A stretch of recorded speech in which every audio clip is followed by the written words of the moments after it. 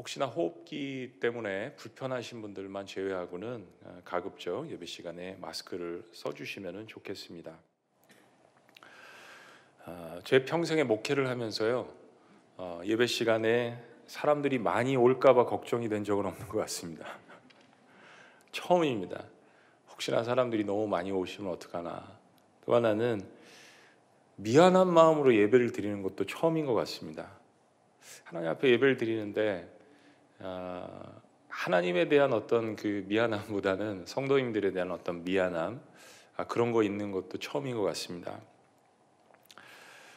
오늘 말씀은 사실은 2주 전 정도부터 준비를 했던 그런 말씀입니다. 우리나라의 상황과 또 시국과 여러 가지 이런 것들을 보면서 하나님께서 주신 말씀이라고 생각하는데요. BC 750년에서 715년 남유다에서는 40년 동안 4명의 왕이 정권을 교체하며 다스렸습니다. 우시야, 요담, 아하스, 또 히스기야, 이런 인물들입니다. 이렇게 40년 동안 남유다에서 4명이나 정권 교체가 된 반면에 북이스라엘에서는 40년 동안 여로보암 2세가 혼자서 정권을 장악하고 다스렸습니다. 그러니까 북이스라엘의 백성들은 어느 때보다도 물질적으로 풍요로웠습니다. 여러분, 우리가 역사를 통해서 알듯이 정치적 안정과 물질적 풍요가 언제나 영적으로 좋은 것은 아닙니다. 북이스라엘은 이 물질적 풍요 속에서 영적으로는 타락해 갔습니다. 곳곳에 폭력이 난무하고 우상숭배는 극에 달했습니다. 하나님의 선택받은 백성임에도 불구하고 신부인 이스라엘이 영적으로 신랑이신 하나님을 떠나서 온갖 우상숭배를 저질렀습니다. 곳곳에 이방 신전이 넘쳤습니다. 하나님을 섬기는 제사장이 버젓이 있으면서 동시에 이방신을 섬기는 제사장과 신당들이 있었습니다. 비유하자면 이런 거죠. 신랑이 있는데 신부는 동시에 다른 남자들을 만나고 있는 것입니다. 그들은 하나님을 안다고 자부하면서도 그 교만은 하늘을 찔렀습니다. 이스라엘의 제사장들은 악의 세력들과 곳곳에서 타협하고 백성들은 영적으로 간음을 하는 일을 일상생활로 여겼습니다. 하루는 하나님 앞에 가서 제사하고 하루는 바알 숭배를 했습니다. 그러면서도 그들은 여전히 자신들이 선택받은 백성이며 자신들이 하나님을 안다라고 자부했습니다. 하나님은 이런 상태를 호세아 4장 6절 7절에서 이렇게 말씀하십니다. 내 백성이 지식이 없음으로 망하는도다. 내가 지식을 버렸으니 나도 너를 버려 내 제사장이 되지 못하게 할 것이요 내가 내 하나님의 율법을 잊었으니 나도 내 자녀들을 잊어버리리라. 그들은 번성할수록 내게 범죄하니 내가 그들의 영화를 변하여 욕이 되게 하리라. 6절에 하나님 말씀하시는 이 지식은 하나님을 아는 지식입니다. 이 안다라는 말이 히브리어로 야다라는 말인데 이것은 단순히 지식적인 차원에 머물러 있는 용어가 아닙니다. 정신적, 육체적, 영적인 친밀감을 이야기합니다. 부부 관계 사이에서 사용할 수 있는 그런 단어를 하나님께서 사용하시는 것입니다. 그런데 이스라엘 백성들은 자신들이 충분히 하나님을 안다라고 하면서 뒤에서는 온갖 죄악스러운 행동들을 하고 있었던 것이죠. 하나님을 기만한 것입니다. 그들의 물질의 축복을 받을수록 그들은 더 심해졌습니다. 그 놀라운 축복의 주관자가 하나님이심을 망각하고 있었던 것입니다. 축복을 받을수록 그 축복을 가지고 다른 사람들을 섬기고, 특별히 당시에 소외된 계층인 과부들과 아이들과 이스라엘 내에 들어온 이방인들을 돌보고 있어야 하는데 전혀 그러지 않았습니다. 반대로 물질적 안정 속에 소외된 약자들을 돌아보는 것이 아니라 폭력과 약한 자들에 대한 착취가 늘어갔습니다. 하나님의 백성인 이스라엘 공동체에 하나님의 정의가 사라지고 거룩과 사랑도 식어졌습니다. 그래서 하나님께서 그들의 영적 멸망을 바라보시고 그들에게 심판을 내리시기로 작정하십니다. 그들의 삶의 밑바탕에 깔려있는 겉으로는 드러나지 않지만 그 찌꺼기와 오물들을 고난을 통하여서 드러내시기로 하신 것입니다. 이제 인내하시던 하나님께서 악을 벌하시고자 아수르라는 제국을 통해서 이스라엘을 멸망하게 하실 것이라고 선포하십니다. 사실 호세아 선지자뿐만이 아니죠. 그 당시 북이스라엘의 이 말씀을 증거하고 하나님의 이 뜻 선지자들이 숱합니다. 자, 그런데 하나님은 심판 전에 우리에게 노아의 방주 사건처럼 늘 회개할 수 있는 기회를 충분히 주신다라는 것입니다. 그 기회 중에 하나로 선택하신 인물 중에 하나가 바로 호세아 선지자입니다. 근데 하나님께서 부엘리의 아들 호세아를 부르시면서 참 우리가 인간적으로 이성적으로 도저히 이해할 수 없는 일을 시키십니다. 호세아 1장 2절은 이렇게 이야기합니다. 여호와께서 처음 호세아에게 말씀하실 때 여호와께서 호세아에게 이르시되 너는 가서 음란한 여자를 맞이하여 음란한 자식들을 낳으라. 이 나라가 여호와를 떠나 크게 음란함이니라 하시니. 호세아는 실제적으로 고멜이라는 창녀와 결혼을 합니다. 고멜의 뜻은 욕정을 만족시킴 이란 뜻을 가지고 있습니다. 그리고 호세아가 고멜과 결혼해서 자식을 낳는데 그 이름들이 심상치가 않습니다. 이스르엘, 하나님께서 흩으심, 로루하마, 불쌍히 여기지 않음, 로암미, 내 백성이 아니다. 호세아 입장에서 보면 어떻게 해서든지 이 고멜을 사랑하려고 노력했을 것입니다. 하나님의 명령이지만 그런 여자와 결혼을 했지만 그래서 소망을 가지고 이 여자를 끊임없이 사랑하고 인내합니다. 근데 호세아가 자신의 아내인 고멜이 자녀를 낳았음에도 불구하고 계속해서 문란한 생활을 하는 것을 통해서 고통을 겪습니다. 심지어 고멜은 호세아의 이 물질을 자신의 남자친구들에게, 정부에게 갖다 줍니다. 결국 호세아의 이 분노와 아픔은 극에 달합니다. 자신의 아내의 간음을 벌하고 싶은 마음, 아내를 정말 갖다 버리고 싶은 마음, 이런 것들이 간절합니다. 그런데 호세아는 결국 그런 아내를 되찾기 위해서 자신의 물질로 아내의 몸값을 지불하고 고멜을 다시 데려옵니다. 하나님은 호세아가 실제 경험한 이 상황을 통해서 하나님의 입장을 말씀하십니다. 아무나 경험할 수 있는 게 아니죠. 이런 예도 성경에 딱 한 번 호세아를 통해서 등장합니다. 그리고 호세아는 비로소 선지자로서 영적으로 간음하는 이스라엘 백성들을 바라보시는 이 하나님의 마음이 노아처럼 얼마나 찢어지고 아프셨을까를 이해하게 됩니다. 아무도 하나님의 입장과 하나님의 마음을 이해하지 못하는 이 죄악이 많은 이 세태에서 호세아는 자신의 삶을 경험으로 하나님의 마음을 이해하게 됩니다.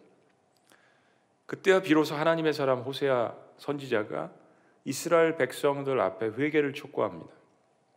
하나님의 입장을 이해하게 된 호세아 선지자는 그야말로 피를 토하고 자신의 심정을 후벼 파는 마음으로 이스라엘 백성들에게 외칩니다. 오늘 본문 말씀에 호세아 선지자는 세 가지를 외치는데 이 외침을 통하여서 우리의 개인과 가정, 교회 공동체, 더 나아가서 우리 사랑하는 민족 공동체를 한번 생각해 보시길 원합니다. 첫째 호세아 외침은요, 하나님께로, 여호와 하나님께로 돌아가자라는 외침이었습니다. 여호와 하나님께로 돌아가자. 1절에 오라 우리가 여호와께로 돌아가자라는 오라라는 이 come라는 이 말은 단순히 그냥 오라라는 말이 아닙니다. 강력한 동기를 제공하는 명령어입니다. 선택의 여지가 없다는 것입니다. 또한 돌아가자라는 말에 쓰여진 이 히브리어 단어 베나슈바에 있는 이 슈브라는 단어는 회개를 뜻하는 단어입니다. 여러분 쉽게 이야기하면 이런 겁니다. 죄는 하나님을 떠나는 것이고 회개는 하나님께로 돌아오는 것입니다. 그동안 하나님을 섬긴다고 하면서 세상적으로 온갖 영적 간음을 행했던 그런 상태에서 돌이켜서 이스라엘의 참 구원자이신 하나님께로 돌아가라는 호세아 선지자의 울부짖음입니다. 립 서비스, 입으로만 이야기하는 것이 아닙니다. 자신의 삶 가운데 실제로 겪었던 일입니다. 그 고통을 가지고 하나님의 입장에서 하나님의 마음을 대면하는 외침입니다. 이제 우리가 하나님께로 돌아갑시다. 자신의 아내에게 끊임없이 방탕했던 아내에게 외쳤던 그 외침을 하나님을 대신해서 외치고 있는 것입니다. 참된 회개와 참회를 촉구하는 소리입니다. 하나님의 백성이면서도 하나님을 등지고 바알을 숭배하는 영적 간음에서 벗어나서 다시 신랑 되신 아버지께로 돌아가자는 것입니다. 사랑하는 여러분, 누군가는 늘 시대마다, 민족마다, 공동체마다 우리 이제 하나님께로 다시 돌아가야 할 때입니다. 돌아갑시다라는 이 호세아 말을 반복해야 합니다. 지금은 우리 모두가 여호와 하나님께로 돌아가야 할 때인 것 같습니다. 우리는 너무 멀리 왔다고 생각할 때 속히 돌이켜야 합니다. 두 번째, 호세아 선지자의 외침은 여호와를 알라라는 것입니다. 여호와를 알라. 3절 말씀은 여호와를 알라라고 시작합니다. 이스라엘 백성들의 문제는 하나님을 안다고 하면서 실제적인 하나님에 대한 지식이 없었던 것입니다. 말씀 선포는 당시 북이스라엘에도 있었습니다. 남유다에도 있었습니다. 선지자도 있었고 제사를 인도하는 제사장도 있었습니다. 실제적으로 백성들도 제사를 드리고 제물을 바쳤습니다. 그런데 문제는 호세아 같은 선지자를 빼놓고서는 대부분의 선지자들이 거짓 선지자였습니다. 그 거짓 선지자들은 이스라엘 공동체 전체가 죄 가운데 있음에도 불구하고 거짓 평안과 거짓 위로를 선포했습니다. 사람들을 위로하는 데는 능했지만 그들이 삶 가운데, 죄 가운데 불구덩이에 있다라는 사실은 이야기해 주지 않았습니다. 병들어 있다라는 부분에 대해서는 이야기해 주지 않았습니다. 물질적으로는 풍요하고 나라는 안정된 듯 하지만 온갖 오물과 쓰레기들은 물밑에 가라앉아 있을 뿐이었습니다.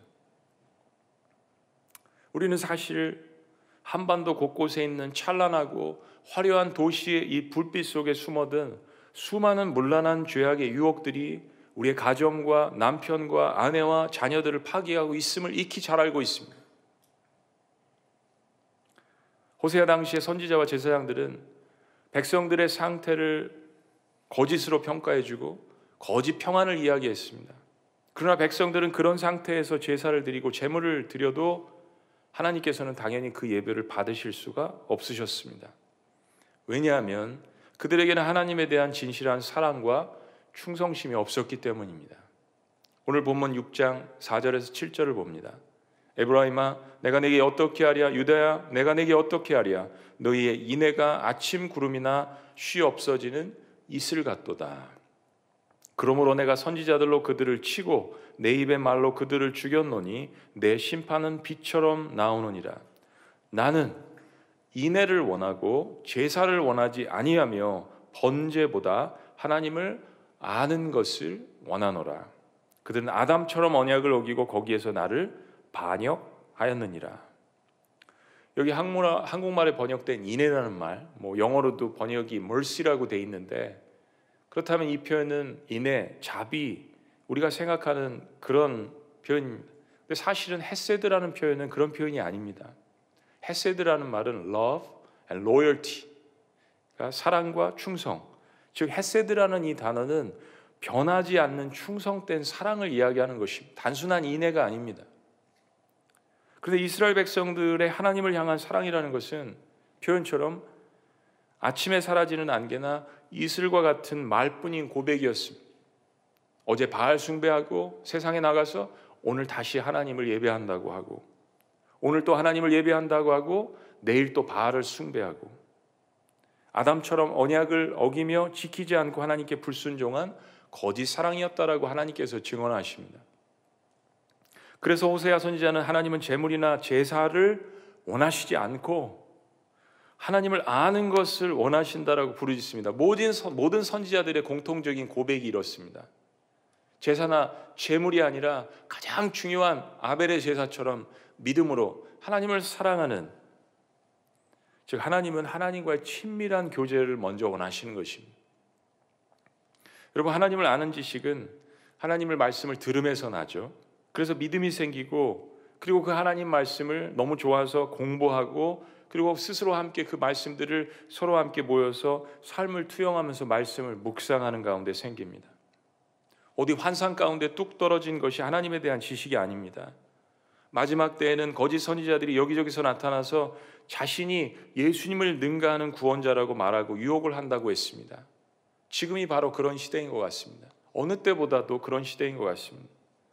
이런 시대에는 하나님 말씀을 깊이 묵상하는 가운데 하나님을 개인적으로 친밀히 알아가고 그분과 친밀하게 교제하면서 영적인 분별력을 키우는 것이 가장 중요합니다. 어떤 영적 은사보다도 영적 분별력을 구해야 합니다. 그러면 세상의 어떤 유혹에서도 하나님과의 사랑과 충성을 지킬 수 있습니다. 아내에 대한 참된 지식, 남편에 대한 참된 지식, 자식들에 대한 참된 지식, 사랑으로부터 나오는 충성, 하나님을 진심으로 알아가는 가운데 하나님을 사랑하는 마음이 변치 않기를 주님의 이름으로 축원합니다. 마지막 세 번째는 여호와를 따르라는 것입니다. 호세아 선지자의 외침, 여호와를 따르자. 3절은 이렇게 말합니다. 그러므로 우리가 여호와를 알자. 그리고요, 힘써 여호와를 알자. 다시 보면 반복해서 말하면서 거기에 힘써라는 말을 덧붙였습니다. 힘써에 해당하는 나르테파라는 히브리어는 뒤쫓다, 따르다라는 이야기입니다. 뒤쫓다, 따르다. 즉 여호와를 힘써 알자라는 표현은 단순히 안다라는 것이 아니라 아는 것에서 그치 말고 그 아는 지식을 가지고 하나님이 주신 말씀을 가지고 하나님을 따르자란 이야기입니다. 하나님을 따르자란 이야기가 뭡니까? 그분이 하신 말씀대로 살고 순종하자, 그렇게 살자라는 이야기입니다. 예배드리고 재물 드리고 하나님을 만났다면 하나님이 말씀해 주시는 그 말씀대로 우리가 살자라는 이야기입니다. 하나님의 백성은 근본적으로 하나님을 깊이 알아야 합니다.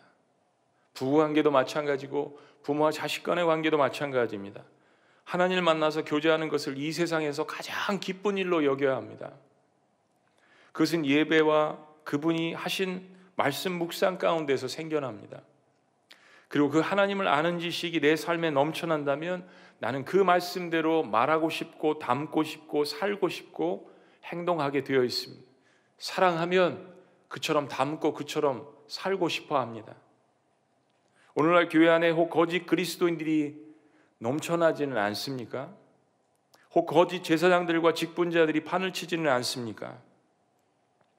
만약에 그렇다면 그것은 하나님을 알고자 하는 욕구도 없고 하나님과 교제하고 싶은 마음도 없고 하나님에 대한 충성심과 의리도 없고 그래서 더더군다나 하나님의 말씀대로 살고자 하는 거룩한 욕망도 없어서 그런 것이 분명합니다. 그러나 호세아 선지자는 이렇게 외칩니다. 오라 우리가 여호와께 돌아가자. 우리 하나님께 다시 돌아가고 하나님을 알고자 하는 마음으로 우리의 삶 가운데 충만하고 주님이 주신 말씀대로 살아가기를 원하는 그런 성도들, 그런 교회, 그런 목회자, 그런 우리 민족이 되시기를 주님의 이름으로 축원합니다. 자, 그렇게 회개하고 돌이키면 거기에는 반드시 주님께서 부어주신 놀라운 치유와 회복이 다시 한번 임하게 됩니다.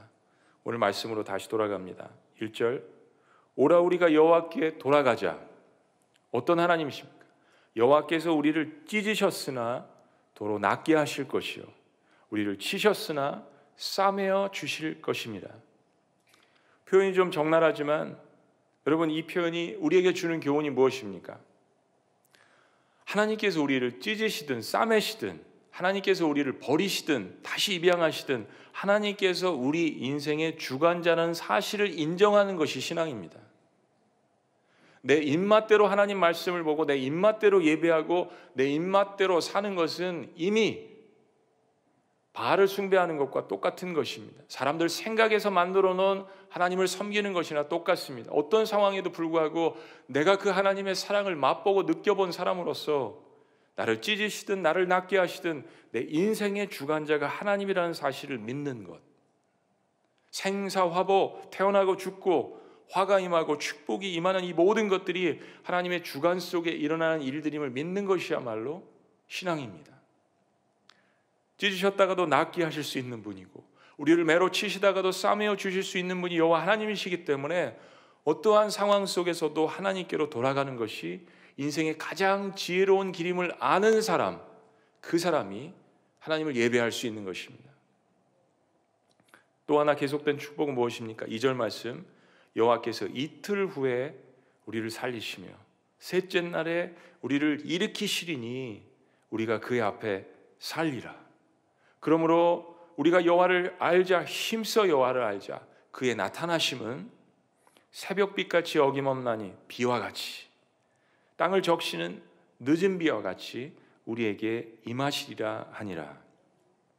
사랑하는 여러분, 2절 말씀에 이틀 후에 우리를 다시 살리시고 셋째 날에 우리를 일으키신다는 이 말씀을 통해서 어떤 장면이 생각나십니까? 바로 십자가에서 3일 만에 부활하신, 3일째에 부활하신 예수님의 부활을 생각나게 합니다. 바로 그것입니다. 이것은 왜 하나님의 백성의 부활도 말씀하시는 것입니다. 그가 우리를 일으키시리니, 호세아의 외침이고 고백입니다. 경험입니다. 그가 우리를 일으키시니 우리가 그 앞에 살리라. 나 같은 자도 사는데요, 우리 안에 고멜도 사는데요, 하나님께 우리가 나아간다면, 돌아간다면 우리 같은 영혼들도 일으키시고 우리가 그 거룩하신 하나님의 존전에 살리라. He will revive us. 우리를 다시 살리실 것입니다. He will raise us up. 하나님께서 우리를 셋째 날에 다시 일으켜 주실 것입니다. 이렇게 회개하는 백성에게 주시는 하나님의 이 치유와 회복의 말씀은 새벽빛이 어김없이 나타나는 것처럼, 그리고 마른 대지를 어김없이 적셔주시는 비와 같이 반드시 우리에게 임할 것임을 호세아 선지자는 그 고난 가운데 고백합니다. 최근에 한반도는 여러 가지로 위기 상황 속에 있는 듯합니다. 모든 한반도에 살아가는 백성들이 느끼는 것입니다. 위기는 늘 있어 왔지만 우리가 호세아서를 통해서 보는 위기는 영적인 위기입니다. 경제가 좋든 안 좋든 이 영적인 위기는 우리가 하나님을 떠날 때 오는 위기입니다. 다른 위기야 다른 것입니다. 6.25의 잿더미 위에서 남한에는 곳곳에 교회가 다시 세워졌습니다. 남한보다 북한에 훨씬 더 많은 교회들이 있었는데 6.25 전쟁을 통하여서 많은 피난민들, 그리스도인들이 남한에 내려와서 또한 교회를 세웠습니다. 이런 전쟁을, 시민전쟁을 치렀는데도 불구하고 이렇게 기독교가 짧은 시간 내에 성장한 나라는 2000년 기독교 역사 속에 없는 모습입니다. 어떤 민족에게서도 찾아볼 수 없는, 유례가 없는 부흥입니다. 5만여 교회와 1000만에 가까운 개신교 기독교 인구가 있습니다. 우리와는 조금 다르지만 천주교도 400만 가까운 신도가 있습니다. 따져서 볼 때 개신교, 천주교, 하나님을 안다라고 하는 백성만 1400만 명 가까이 됩니다. 남한에 있는 인구의 28%에 육박하는 인구입니다. 우리는 하나님의 은혜로 정말 많은 축복을 받았습니다. 그러나 우리가 피부로 느끼는 사회는 그렇지 않습니다. 왜 그럴까요? 왜 이렇게 대한민국에 하나님을 안다라고 하는 백성들이 많은데 왜 우리가 느끼는 피부, 이 사회는 그렇습니까? 3분의 1 가까이가 그리스도인이라고 하나님을 안다라고 하는데 왜 우리가 살고 있는 사회는 그렇습니까? 대한민국이 하나님의 축복으로 이류하는 것들도 많습니다. 자랑스러운 대한민국의 면들이 많습니다. 그러나 우리의 죄로 말미암아 또한 불명예로 1위를 차지했던 순간이 얼마나 많습니까? 1인당 음주량 세계 1위, 이혼율 1위, 자살률 1위, 교통법규 위반, 교통사고 사망률 1위, 낙태율 1위, 청소년 흡연율 1위, 40대 안 사망률도 세계 1위, 위암 발생률, 간암 사망률 1위, 사교육부 1위, 장애아를 해외로 입양 보내는 나라 1위. 여러분 대사관 2층에 올라가 보시면 미국에서 온 사람들이 많습니다. 한국인 아이들을 여전히 경제대국 10위인데 입양해 가는 것입니다. OECD 한국 노인 빈곤율 1위, 사회 불평등 빈부격차 1위. 우리나라처럼 작으면서도 이렇게 작은 나라, 전 세계적으로 보면 제가 미국에서 오래 살다 봐서 그런지 더 작아 보여요. 이렇게 작으면서도 지역 감정의 골이 깊은 나라도 없습니다. 이렇게 작은 나라에서 뭐 그렇게 지역을 따질 게 있다고요? 경기도만 벗어나면 경기도에서도 또 따집니다. 지역 감정 세계 1위일 것이에요. 하나의 언어를 쓰면서도 마음들이 너무 갈라져 있지 않습니까? 그런 갈라진 틈에 비도덕적이고 반인륜적인 범죄들이 너무나도 늘어갑니다. 특별히 우리 아이들 속에서. 그 외에도 우리의 얼굴이 화끈거리는 세계 불명예들이 너무나도 많습니다. 그런데 인구의 30%가 하나님을 안다고 하는데 이런 불명예가 많은 나라는 한국뿐일 것이에요. 이것은 여당의 탓일 수 있습니다. 야당의 탓일 수 있습니다. 정권이 바뀌면 이게 또 여당이고 이게 야당이고 정치인들의 잘못일 수 있습니다. 이스라엘의 타락도 정치와 귀족들의 타락에서 기인되었습니다. 그러나 우리 그리스도인들은 이것이 먼저 우리의 잘못임을 회개해야 합니다. 누구를 탓하기 전에 인구의 30% 가까이의 그리스도인들이 빛과 소금의 역할을 감당하지 못한 것을 먼저 회개합니다. 바닷물의 염도는 불과 3.5%도 되지 않습니다. 그러나 충분하게 바닷물을 짜게 하지 않습니까? 하나님을 아는 우리가 먼저 하나님께로 가까이 돌아가야 합니다. 그게 먼저 순서입니다. 하나님을 모르는 사람들이 어떻게 하나님께 돌아갈 수 있겠습니까? 돌아갈 집이 없는 사람들이 어떻게 하나님께 돌아갈 수 있겠습니까?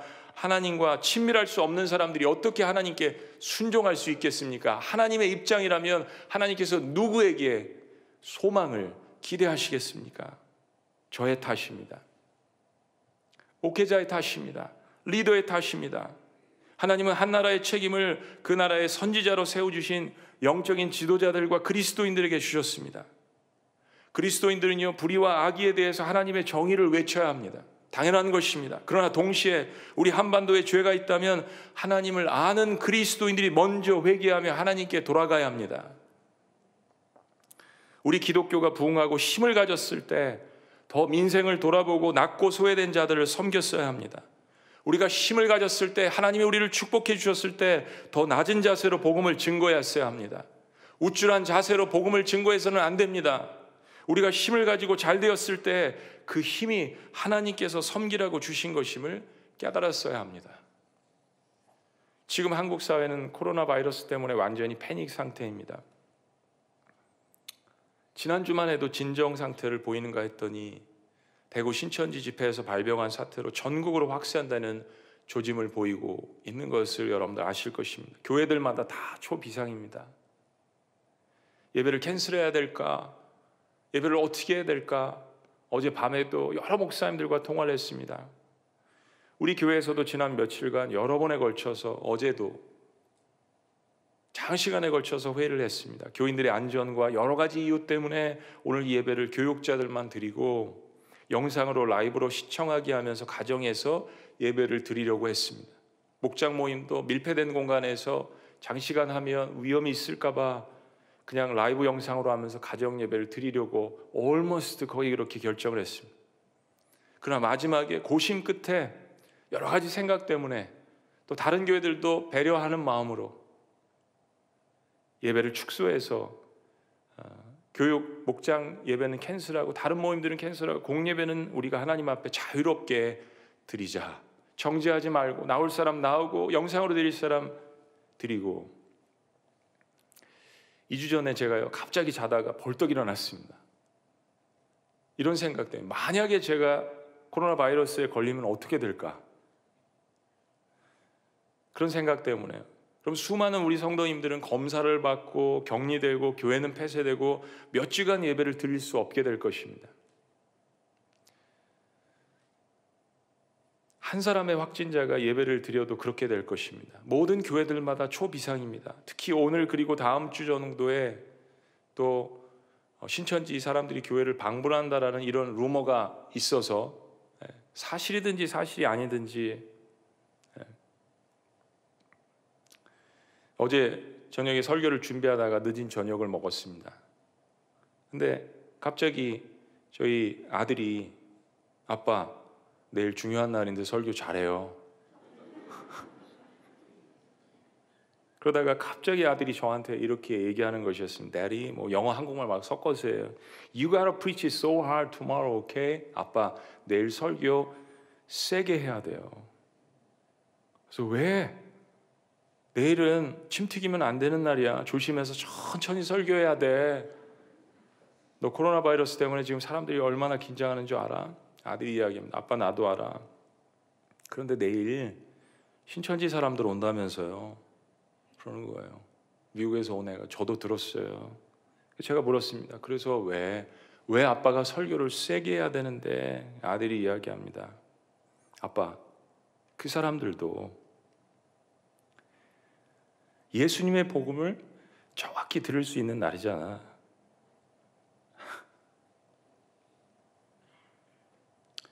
밥 먹다가 저희 아내랑 얼마나 울었는지 모르겠습니다.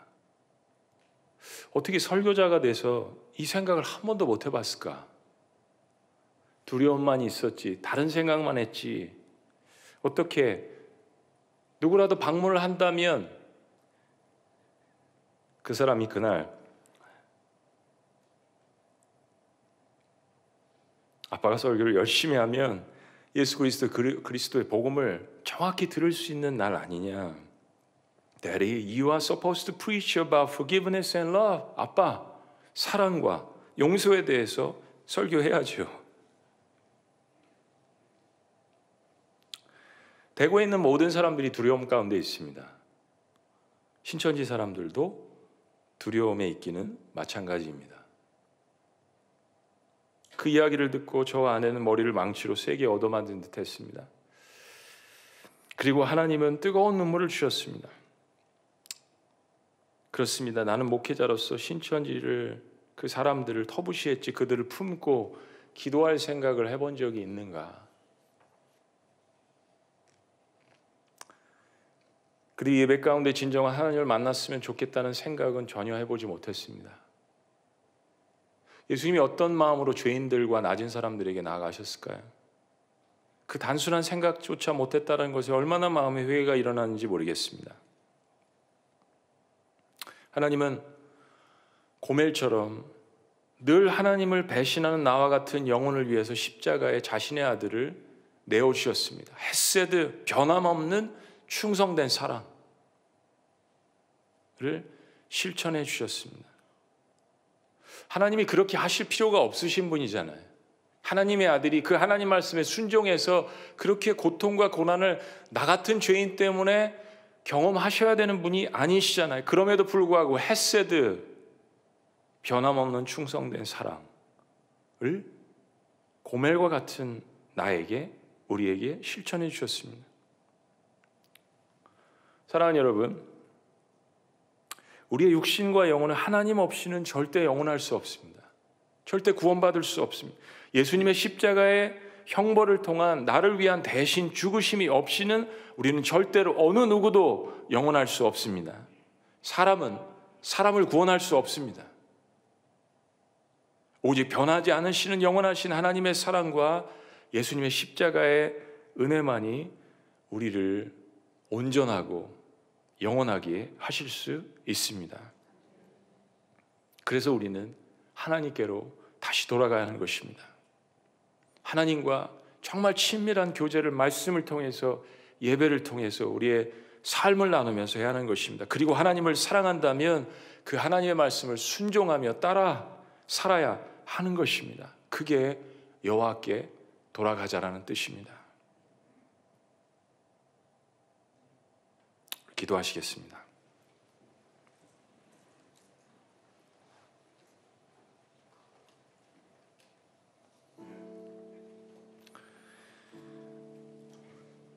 제가 여러분들을 대신해서 여러분들과 함께 오늘 주신 말씀을 생각하며 몇 가지 것들을 함께 기도하기를 원합니다. 아멘을 하셔도 좋고 마음속으로 크게 하셔도 좋고, 이 시간 주님 앞에 우리의 마음을 쏟아모아 기도합니다. 살아계신 하나님 아버지, 하나님께서 일제 침략 가운데 민족 상장의 전쟁의 비극 가운데서 우리 믿음의 선조들의 눈물의 기도를 들으시고 전쟁의 잿더미 가운데서 오늘의 경제대국 12위의 국가로 눈부신 경제 성장과 각 분야의 놀라운 성장을 이루게 하신 축복을 허락하심을 감사드립니다. 무엇보다 곳곳마다 교회를 세우시고 두 번째로 선교사를 많이 파송할 수 있는 믿음의 나라로 우리를 세워주시니 감사합니다. 아버지, 그러나 우리가 이러한 축복과 부유함을 누리는 가운데 때로 이 축복의 주체이신 하나님을 망각하고 주님의 은혜를 잊어버리고 우리 한반도나 남이나 북이나 하나님 앞에서 우리의 바벨탑을 쌓고 있음을 용서하여 주시옵소서. 하나님, 우리 교회 먼저 회개합니다. 우리 교회들이 복음의 능력을 잃어버리고 있지는 않습니까? 세상이 하나님의 말씀의 진리를 거스리고 하나님께 정면으로 대적하고 있는데 우리가 온전한 복음과 하나님의 나라를 선포하지 못함을 용서하여 주시옵소서. 교회가 부흥을 경험하고 성장의 축복 속에 안주하며 하나님 주신 사명보다 우리의 안위와 영광을 쫓다 그 영향력을 잃게 되지는 않았습니까? 세상의 빛과 소금의 사명을 잃어버렸습니다. 우리가 다시 복음의 진리를 선포하고 세상에 선한 영향을 끼칠 수 있도록 우리 목회자들이, 직분자들이, 성도들이 하나님 앞에 우리의 교만하고 불순종했던 모습들을 회개합니다. 예수 그리스도의 십자가의 복음을 선포하고 영혼 구원의 열정과 기도의 영성을 회복하게 하여 주시옵소서. 하나님께서 이 시대를 통하여서 교회와 한반도에 하시는 경고의 음성을 듣게 하여 주시옵소서. 시대적 사명보다 개인의 평안을 추구하는 얄팍한 우리의 미성숙한 신앙을 아버지 용서하여 주시옵소서. 아버지, 우리의 자녀들을 위하여서 회개하며 주님 앞에 올려드립니다. 하나님을 위한 다음 세대를 온전히 준비하지 못했음을 회개합니다. 우리의 자녀들을 엔터테인먼트로 SNS에, 게임에, 세상의 쾌락과 성공의 유혹에 빼앗겼습니다. 하나님의 말씀과 기도로 주의 교훈으로 양육하지 못했음을 회개합니다. 우리의 자녀들이 하나님을, 교회를 떠나가고 있는 모습을 봅니다. 우리 부모 세대 이중적인 신앙의 모습 때문입니다. 우리의 교만과 무지와 게으름 때문입니다. 성공만을 강요한 것 때문입니다. 우리의 자녀들이 주님께로 돌아오게 하여 주시옵소서. 하나님, 우리 민족을 불쌍히 여겨 주시옵소서. 물질 만능주의와 개인주의와 죄악에서 우리를 돌이키시고 이 세상의 성공을 쫓는 우상을 타파시켜 주시옵소서. 다시 회개의 영을, 각성의 분별의 영을, 통회함의 눈물을 부어 주시옵소서. 성령의 회개케 하시는 역사를 통해 다시 한번 우리 한반도를 회복시켜 주시옵소서. 이 땅을 고쳐 주시옵소서. 아니, 이 마음을 고쳐 주시옵소서. 우리의 자녀들을 하나님께 다시 한번 바치오니 하나님의 나라를 위하여서 사용하여 주시옵소서. 우리의 민족을 세계 선교를 위하여서 다시 사용하여 주시되 우리 교회에게 주신 사명, 민족을 치유하고 세상을 변하는 사명을 다시 한번 충성되게 이루게 하여 주시옵소서. 하나님, 자유민주주의가 지켜져야 하겠지만 현 정치와 국민들 사이에 있는 이념의 우상들을 제거하게 하여 주시옵소서. 이념의 전쟁도 하나님을 대적하기 위한 사탄의 괴계인 것을 그리스도인들이 깨닫게 하시고 하나님 말씀으로 분별하여 하나가 되게 하여 주시옵소서. 서로 간에 나누어진 마음과 불신의 마음들이 치유되게 하여 주시옵소서. 이 땅에 그 어떤 이념도 정치적 사상도 하나님의 말씀 위에 있을 수 없음을 깨닫게 하여 주시고 하나님을 섬기고 하나님의 말씀의 진리가 선포될 수 있는 나라로 세워지게 하여 주시옵소서. 침체된 경제와 한반도의 어려운 외교 문제와 남북의 대립의 문제들을 하나님께 올려드립니다. 이 모든 총체적인 난국에서 오직 하나님만을 바라보고 간구하오니 하나님의 은혜를 베푸시옵소서. 위정자들에게 하나님을 두려워하는 마음을 허락하여 주시고 그들에게 하나님의 지혜를 주시며 우리 국민들에게도 분별력을 갖게 하여 주시옵소서. 우리 민족 형제 북한 땅을 위하여서 지속적으로 기도하게 하여 주시옵소서. 북한의 공산의 치하에 억압받는 우리 민족을 불쌍히 여겨 주시옵소서. 하루속히 그 압제에서 벗어날 수 있도록 하여 주시옵소서. 하루속히 하나님이 원하시는 통일이 이루어지게 하여 주시옵소서.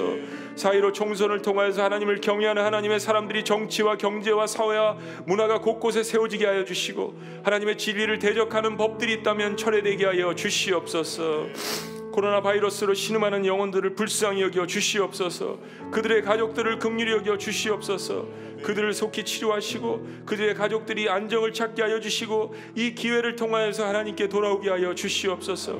특별히 많은 확진자들 때문에 고통받는 두려움 가운데 있는 대구 지역을 기억하게 하여 주시옵소서. 대구 지역에 있는 교회들이 용기를 얻게 하시고 연합하여 기도하게 하시고 대교회 시민들을 섬기게 하여 주시옵소서. 의료계의 밤낮으로 종사하는 수많은 사람들을 보호하여 주시옵소서. 그들에게 용기를 더하여 주시옵소서. 중국의 우한에도 동일한 은혜가 임하게 하여 주시옵소서. 신천지에 있는 사람들도 우리 인생의 연약함을 깨닫고 예수님만이 우리의 유일한 구세주임을 믿고 하나님의 사랑으로 돌아오게 하여 주시옵소서. 우리 민족에 부어주신 놀라운 축복과 복음의 능력을 가지고 낮은 자들을 돌보게 하여 주시옵소서. 교회에게 허락하신 수많은 능력과 축복들을 가지고 예수님께서 나아가셨던 하나님 낮은 자들에게 돌아갈 수 있는 그러한 놀라운 역사가 우리에게 있게 하여 주시옵소서. 하나님, 주님께로만 돌아가는 것이 우리에게 살 길임을 깨달을 수 있는 기회를 주셔서 감사합니다. 이미 죽을 목숨 십자가의 보혈을 통하여서 영생으로 인도하시는 놀라우신 이름 예수 그리스도의 이름으로 감사하며 기도합나이다. 아멘.